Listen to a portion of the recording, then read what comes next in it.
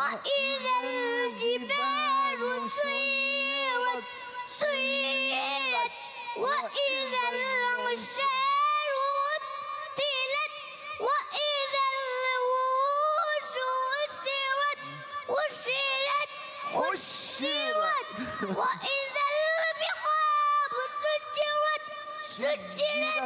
سجرت وإذا النفوس